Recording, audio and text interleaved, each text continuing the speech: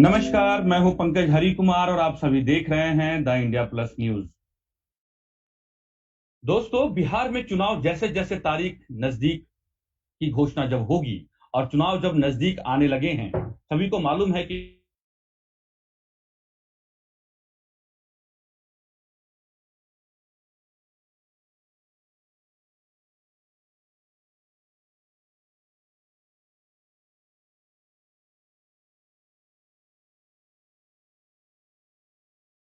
सारी बड़ी योजनाओं का उन्होंने ऐलान किया है और उन तमाम परियोजनाओं को जो है वो बिहार मध्य चुनाव के मद्देनजर है। इस बात से इनकार नहीं किया जा सकता है। और इस बात को लेकर के जो सबसे बड़ी बात है, आपने देखा होगा कि कुछ दिन पहले मत्स्य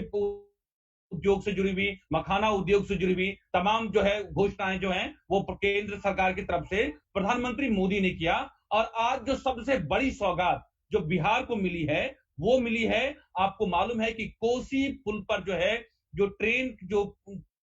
जो वहां से परिचालन होगा, वो एक तरीके से समझिए कि एक बहुत बड़ी कनेक्टिविटी की सौगात जो है वो केंद्र सरकार की तरफ से दी गई है। लेकिन आज इस वीडियो में हम बात जो है वो चाहे एनडीए चाहे महागठबंधन की बात नहीं करेंगे। जाहिर सी बात है, बिहार के लिए आज एक बड़ा तोहफा केंद्र सरकार ने दिया है, उसकी चर्चा कभी और करेंगे। लेकिन आपको मैं बताऊं, आज इस वीडियो में जिस बात को लेकर के चर्चा करेंगे उस बात में बात करेंगे कि एनडीए और महागठबंधन के इस खेल को आखिर कौन बिगाड़ सकता है। इस बार निर्दलीय बिहार में बड़ी संख्या में चुनावी मैदान में होंगे। वो लोग जो एनडीए से या महागठबंधन से टिकट की जुगाड़ में है, एनडीए की तरफ से जो लोग जेडीयू या फिर आप यूं कहें कि बीजेपी के जो है अलग अलग नेताओं के जो अपने अपने खेमे हैं, वहां अपने जो उनके जो आका हैं उनके पास सीवी लेकर के वो जा रहे हैं ताकि उन्हें जो है वो टिकट मिल जाए। इतना ही नहीं, दूसरी तरफ महागठबंधन की बात करें, कुछ लोग जो महागठबंधन में जो सबसे बड़ी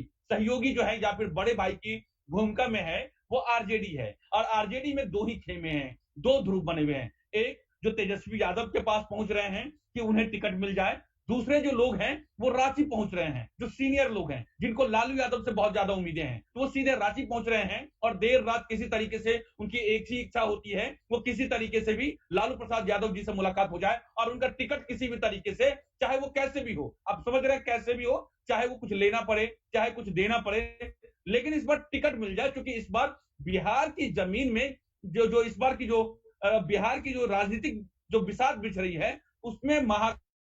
गठबंधन जो है वो मजबूत स्थिति में दिख रही है। लोगों की नाराजगी जो है, युवाओं का जो नाराजगी है, निर्दलीय बड़ी संख्या में इस बार चुनावी मैदान में होंगे और उन्हें उम्मीद है कि इस बार बिहार की जनता जो बदलाव की बात कह रही है, हो सकता है कि इस बार उनकी नैया पार हो जाए। तो एनडीए और अगर महागठबंधन की बात करूं तो इन दोनों पार्टियों का खेल इस बार निर्दलीय बिहार विधानसभा के चुनाव में बिगाड़ सकते हैं। और बड़ी संख्या में, खासतौर पे मैं बताऊं कि जो ऐसे युवा, जो आपको तो मालूम है कि बिहार के बारे में कहा जाता है कि बिहार के हर घर में एक एक नेता होता है और बिहार के घर में एक एक जो है बुद्धिजीवी होता है और हर घर में एक नेता पैदा होता है, वो जन्मजात पर नेता पैदा हो जाते हैं। और सभी की राजनीतिक महत्वाकांक्षाएं वहां इतनी जो है वो उबाल मार रही है कि बिहार विधानसभा चुनाव आते आते देखेंगे आप कि बड़ी संख्या में आपको निर्दलीय जो कैंडिडेट्स इस बार बिहार विधानसभा चुनाव में देखने को मिलेंगे। और आपको बताऊं कि पहले यह होता था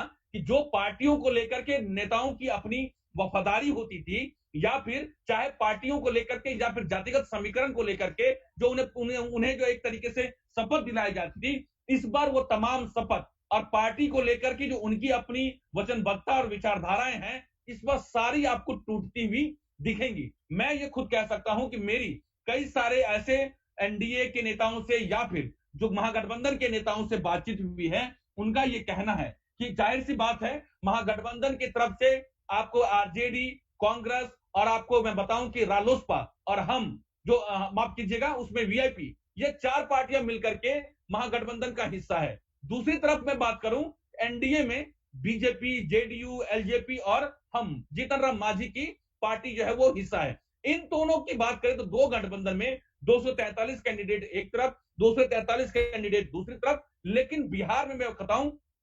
कि कुल मिलाकर के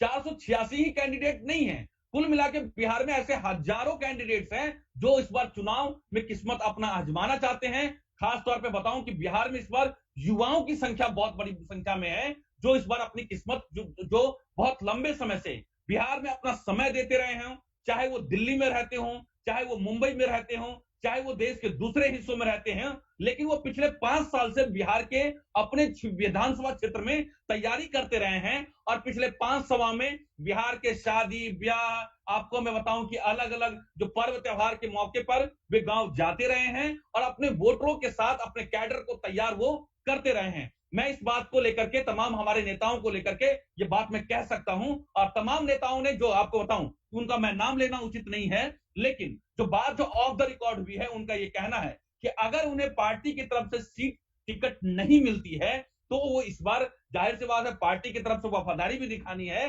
तो वो हो सकता है कि वो दूसरे भी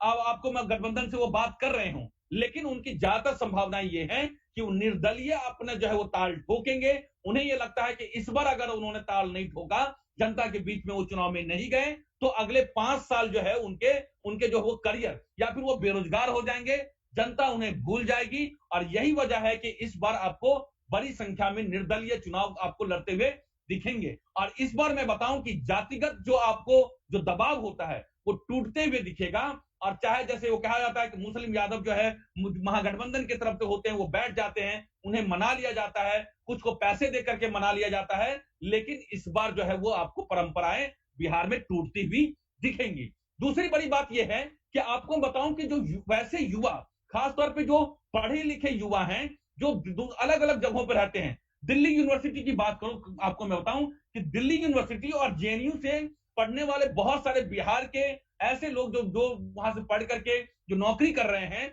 वो लोग भी जो है, आपको मैं बताऊं कि बिहार के चुनाव में इस बार ताल ठोक रहे हैं। एक कैंडिडेट का मैं आपको नाम बताता हूं, झाझा विधानसभा, और डॉक्टर केदार कुमार मंडल है। ये जो है अभी निर्दलीय के तौर पे अपना वहां पे चुनाव कैंपेन कर रहे हैं, लेकिन ये जो है वो अपने जिस जिस विचारधारा के हैं, उस विचारधारा की पार्टी के साथ वो टिकट मांगने की कोशिश में लगे हुए हैं। लेकिन आपको बताऊं कि पब्लिक के बीच में उनकी जीत हार एक अलग बात है, लेकिन ऐसे लोग बहुत बड़ी संख्या में हैं जो पढ़े लिखे हैं और वो चाहते हैं कि बिहार में सही कैंडिडेट आए और बिहार का डेवलपमेंट हो। ये उनका सही मायने में उद्देश्य है। इतना ही नहीं, आपको मैं बताऊं कि डीयू से बहुत सारे प्रोफेसर वहां चुनाव लड़ रहे हैं। आपको मैं बताऊं कि बहुत सारे पत्रकार हैं जो वहां पर जाकर के चुनाव लड़ रहे हैं, और उसकी मंशा जो है वो बिहार को बदलने की, बिहार को सही दिशा में आगे ले जाने की बात है। अब लौटते हैं, जिन लोगों को टिकट नहीं मिलेगा वो जाहिर सी बात है वहां पे निर्दलीय चुनाव लड़ेंगे और वो अपने पीछे कदम नहीं हटने वाले हैं। इसके अलावा आप बात करते हैं, निर्दलीय से हटकर बात करते हैं, निर्दलीय के अलावा बिहार में आपको मैं बताऊं कि जो छोटी छोटी पार्टियां हैं, जो बड़ी पार्टियां तो नहीं हैं, लेकिन उनके एक विधानसभा, दो विधानसभा, या फिर एक या दो लोकसभा क्षेत्र पर उन्होंने अपने जातिगत समीकरण के हिसाब से उन्होंने जो है अपना काम करना शुरू कर दिया था, और अब उन्होंने अपनी पार्टी बना करके अब वो बिहार के विधानसभा चुनाव में अपनी उसी सीटों पर वो जो है केंद्रित रख करके वो इस बार चुनाव ताल ठोक रहे हैं। एक बात मैं कहता हूं, जैसे पप्पू यादव की बात कर लीजिए, पप्पू यादव जो है वो बहुत लंबे समय से राजनीति करती रहे हैं। उनकी पत्नी जो है इस बार कांग्रेस से वो वहां पे जो कैंडिडेट, वो आपकी वहां से सदस्य है कांग्रेस की तरफ से। लेकिन पप्पू यादव की तरफ से बहुत बड़ी संख्या में वो लोग जो जहां जिन्हें ये लगता है कि बड़ी पार्टियों में मारामारी ज्यादा है, वैसे बहुत सारे नेता पप्पू यादव की पार्टी, आपको मैं बताऊं कि उनकी पार्टी जो है जब जन अधिकार पार्टी को वहां पे ज्वाइन कर रही हैं, और वहां पे नए नए क्षेत्रों में, नए नए इलाकों में पप्पू यादव की पार्टी जन अधिकार जो है वो पार्टी है, वो जो है वहां पर अपना पैर पसार रही है और वहां पर अपने कैंडिडेट्स को इस बार बड़ी संख्या में खड़ा कर रही है। जीत और हार की बात मैं नहीं कह रहा हूं, बिहार की जनता उन्हें स्वीकार करेगी या नहीं करेगी वो जनता तय करेगी, लेकिन आपको मैं बताऊं कि इस बड़ी संख्या में बहुत सारे वैसे निर्दलीय जो कैंडिडेट है या जो चुनाव रखने की इच्छा रखते हैं, वो जो है पप्पू यादव की पार्टी को ज्वाइन कर रहे हैं, उनका जो वो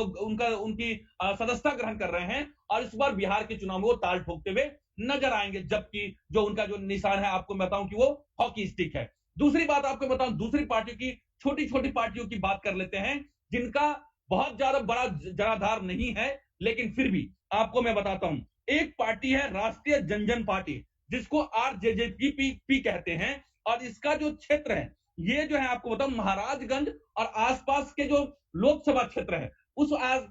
पूरे बिहार के उस क्षेत्र में ये अपने आप को जो है वो पूरे तरीके से उन्होंने तैयार किया हुआ है और विधानसभा चुनाव में ये उस पॉकेट में अपनी कैंडिडेट को उतार रहे हैं, वहां चुनाव कैंपेन कर रहे हैं और इनका जो चुनाव चिन्ह है वो बल्ला है। जो आप क्रिकेट खेलते हैं वहां आप देखेंगे जब ये क्रिकेट खेलेंगे चुनावी जो विधानसभा चुनाव है उसके पिच पर जब बैटिंग करेंगे तो जनता जो है जिन उन क्षेत्रों पे जो ये जातीय आधार पर ये बेसिकली बिहार में इस बार बहुत सारी पार्टियां जो है वो जातीय आधार पे बहुत सारी पार्टियां बनी हैं जो उस क्षेत्र पर जो है सिर्फ केंद्रित होकर के चुनाव जो है वो मांग रहे पार्टी बनाई है और वो जनता के बीच में अपने प्रत्याशी उतार करके आपको बताऊं कि इस बार वो चुनाव लड़ रहे हैं और अपने कैंडिडेट उतार रहे हैं। जिसकी बात मैं कर रहा हूं राष्ट्रीय जनजन पार्टी की जो बात मैं कर रहा हूं आरजेजेपी की जो बात मैं कर रहा हूं ये बेसिकली कुल मिलाकर के इन्होंने पहले जातीय आधार पे आपको मैं बताऊं कि महाराजगंज और उसके आसपास के विधानसभा सीटों पर काम किया।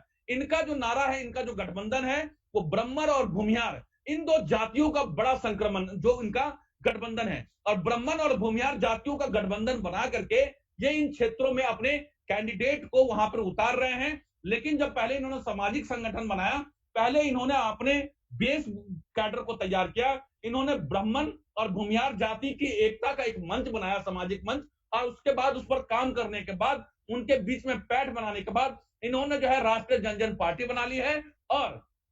अपने कोर वोटर के साथ साथ इन्होंने जो है बाकी लोगों की जो है वो कह दी कि अब जी हम सबके लिए काम कर रहे हैं। लेकिन आपको मैं बता दूं कि ये राष्ट्रीय जनजन पार्टी जो है ये ब्राह्मण और भूमिहारों का जो है एक समीकरण है जो ये कहते हैं कि बिहार बदलने की बात कह रहे हैं। आप ये देखिए कि बिहार में जातीय आधार पर और खास तौर पर यह अगड़ों की जो है एक जो है वो पार्टी है जिसमें जो है वो दो जातियों का जो है का समूह है जहां पर जो है आपको महाराजगंज और उसके आसपास के सीटों पर आप आरजेजेपी के चुनाव चिन्ह बल्ले पर जो है आप देखेंगे चुनावी मैदान में ये बल्ला हाँकते हुए और वोट मांगते हुए नजर आएंगे। तीसरी जो सबसे बड़ी बात है आपने देखा होगा कि बिहार विधानसभा चुनाव में से पहले तो जो उसकी सुगबुगाहट भी नहीं थी एक बड़ा सा अखबारों में विज्ञापन दिया जाता है और वहां अपने आप को पुष्पम प्रिया चौधरी का फोटो होता है और वो 2020 के चुनाव के लिए वो अपने आप को वो मुख्यमंत्री पद की दावेदार वो घोषित करती है, वो शो घोषित करती है और इस पूरे हर अखबार में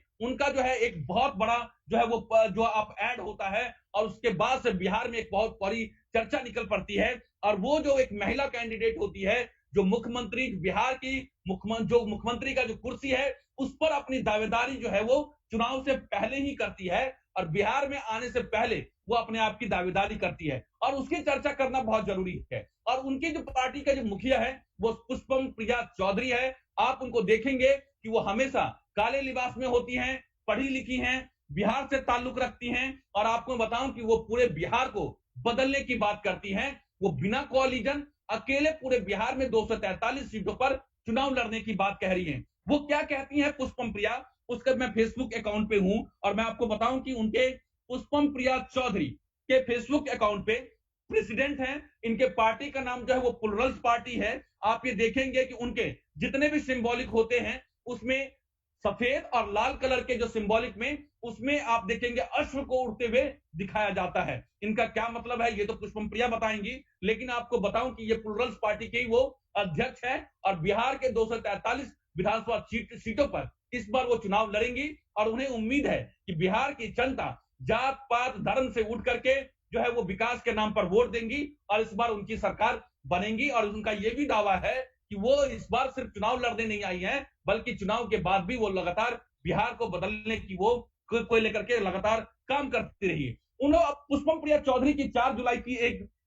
फेसबुक पर उन्होंने लिखा है आप ये देखिए कि बिहार सिर्फ मेरी जिम्मेवारी नहीं है बल्कि बिहार सिर्फ मेरा धम है। धम माने ड्यूटी नहीं है, आप सबकी जिम्मेवारी है। आप में से हजारों मुझे अपने गांव शहर बुला रहे हैं, मैं हजारों जगह पहुंच भी जाऊंगी लेकिन कुल 45,000 गांव 144 शहर हैं, हजारों रह जाएंगे। मैं आप सबको जिम्मेदारी दे रही हूं कि आप भी मैं बनकर हर जगह जाइए। मेरा और आपका खून एक ही है, उसमें बिहार ही दौड़ता है। अपने क्षेत्र में जाइए, देखिए खेती उद्योग धरोहर शिक्षा स्वास्थ्य बच्चों का क्या हाल है, क्या संभावनाएं, सूची बनाइए और मुझे भेजिए। ये जो है आप ये देखेंगे कि पुष्पम प्रिया चौधरी जिसकी चर्चा बिहार में जो है हर राजनीतिक पार्टी जो है पुष्पम प्रिया चौधरी के जो स्टाइल ऑफ वर्किंग है उसको लेकर के चर्चाएं वहां हो रही हैं। भले ही जहां की नेताओं की जब आप बात करेंगे तो वो कहेंगे कि पुष्पम प्रिया चौधरी को बिहार की जनता स्वीकार नहीं करेगी, क्योंकि ना वो जात की बात करती है ना धर्म की बात करती है।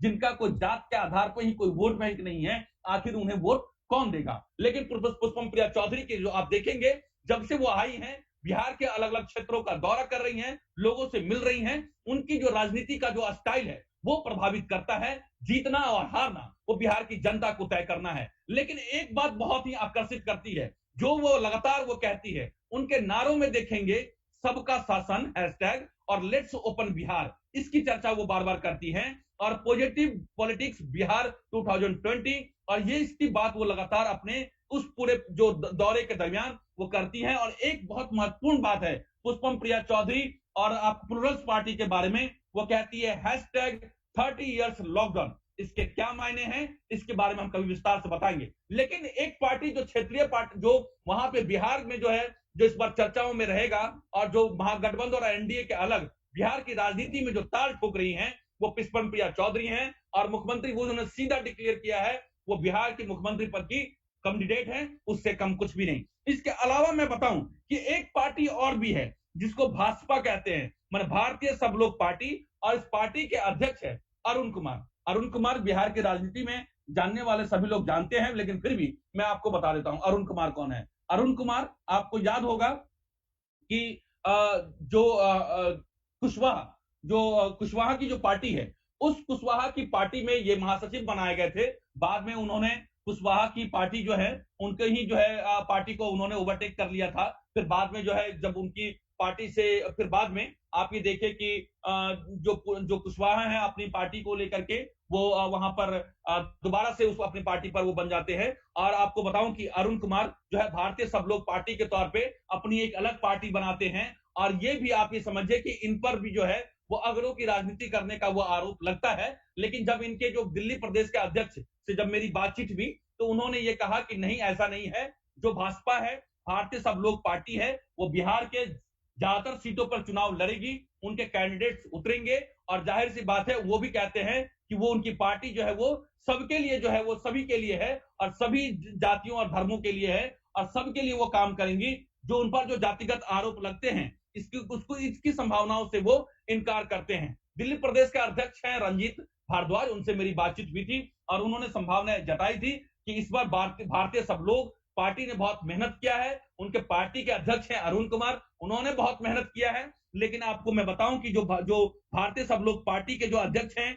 अरुण कुमार, वो बेगूसराय से उनकी जो अपनी राजनीतिक जमीन रही है और उसी के आसपास उन्होंने अपनी राजनीतिक जमीन तैयार की है। और वहां से उन्होंने वो और ऐसे उसके आसपास के जो लोग जो उनके पार्टी में शामिल हुए हैं, वहां से उनके कैंडिडेट इस बार उनकी पार्टी के सिंबल के तौर पे जो है वो चुनाव इस बार लड़ेंगे। और ये इसलिए मैं कह रहा हूं आपको। इसके अलावा आप देखेंगे कि हालांकि बड़े दल के तौर पे हैं, लेफ्ट जैसी पार्टियां हैं और कई सारी जो है दूसरी पार्टियां हैं जो अब अपने अपने पार्टियों का छोटा छोटा उन्होंने रजिस्ट्रेशन करा करके वो अपने एक या दो व्यक्ति जो है वहां पे चुनाव लड़ेंगे। और आपको बताऊं, इसलिए मैं कह रहा हूं कि इस बार का बिहार विधानसभा चुनाव बहुत ही दिलचस्प होगा। इस बार बड़ी संख्या में निर्दलीय उम्मीदवार होंगे जो एनडीए, और दूसरा आपको मैं बताऊं कि महागठबंधन की जो राजनीतिक गणित है उसको बिगाड़ देंगे। दूसरी बात यह है कि बहुत सारी जो युवा हैं जो इस बार बिहार को जो अस्मिता है उसको लेकर के बिहार आए हैं और जो अच्छे पदों पर काम करते हैं, वो भी बिहार में चुनाव में इस बार बड़ी संख्या में युवा जो है वो ताल ठोक रहे हैं। और ये जो है बिहार की राजनीति में बदलते हुए क्रम में देखना चाहिए। तीसरी सबसे बड़ी बात यह है कि इस बार जो आप देखेंगे कि जो जातिगत समीकरण है उसको जो अपने वोटर हैं वो ये कहते हैं कि यादव हो, चाहे कुर्मी हो, चाहे ब्राह्मण हो, चाहे दूसरी जातियां हो, ये किसी भी राजनीतिक पार्टी के वो जो है एक तरीके से कैडर नहीं है। बिहार की बात है, उनकी खुद की सम्मान की बात है, उनको खुद को अपनी राजनीति में एस्टैब्लिश करने की बात है। अगर वो इस बार नहीं करेंगे तो यादव किसी पार्टी से बंधा हुआ नहीं है, मुसलमान किसी भी पार्टी से बंधा हुआ नहीं है, ब्राह्मण किसी भी पार्टी से बंधा हुआ नहीं है, राजपूत, भूमियार, वैश्य किसी भी पार्टी से बंधा हुआ नहीं है। इस बार उन्हें अपने आप को आगे लेकर के जाना है भारतीय राजनीति में, बिहार की राजनीति में, और उन्हें अपने आप को स्थापित करना है। इसके अलावा जितनी भी मैंने पार्टियों के नाम लिए हैं जिसमें आपको मैंने कहा जन अधिकार पार्टी पप्पू यादव की, आरजेजेपी राष्ट्रीय जनजन पार्टी, इसके अलावा प्लुरल्स पार्टी पुष्पम प्रिया चौधरी, इसके अलावा भारतीय सब लोग पार्टी भाजपा,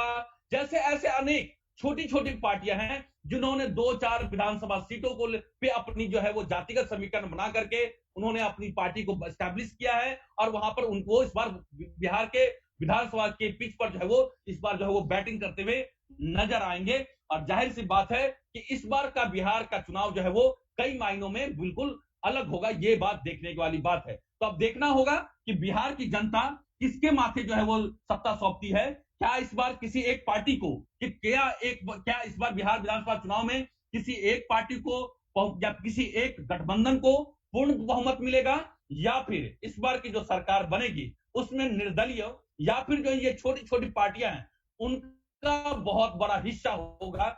या फिर बिहार में किसी सरकार बनेगी। बिहार विधानसभा चुनाव की इस बार जब जब जब आप देखेंगे कि जब पूरा रण छिड़ जाएगा उसके बाद जो वहां की जनता है वो क्या तय करती है, उनके लिए कौन से मुद्दे अहम हैं वो बात वो तय करेगी। और बिहार विधानसभा चुनाव के बाद जब नवंबर में जब आप ये देखेंगे कि जब वहां पे विधानसभा चुनाव की जब सरकार बनाने की बारी आ रही तो वहां पर सारी चीजें स्पष्ट नजर आ जाएंगी। लेकिन एक बात तो तय है कि इस बार के ये युवा जो है बिहार में अपनी जो है राजनीतिक भविष्य जमीन तलाशने के लिए इस बार कोई कसर जो है वो नहीं छोड़ रहे हैं। इस वीडियो में बस इतना ही। अगर आपको ये वीडियो का विश्लेषण अगर अच्छा लगा तो आप जरूर हमारे द इंडिया प्लस न्यूज के फेसबुक पेज को फॉलो कीजिए, लाइक कीजिए, और आपको मैं बताऊं कि यूट्यूब चैनल को जरूर सब्सक्राइब कीजिए और बेल आइकन दबाना मत भूलिएगा, और ट्विटर पेज को भी आप जरूर फॉलो कीजिए। अगर आपको ये वीडियो अच्छा लगा तो आप ज्यादा से ज्यादा शेयर कीजिए, क्योंकि एक बात मैं जाते जाते भी एक बार और कह दूं कि इस बार युवा जो है वो किसी भी पार्टी से बंध कर वोट नहीं करेंगे। उस बार उन्हें जहां अच्छे कैंडिडेट मिलेंगे वो इसको इन बार वोट करेंगे। मुझे पंकज हरिकुमार को इजाजत दीजिए। नमस्कार।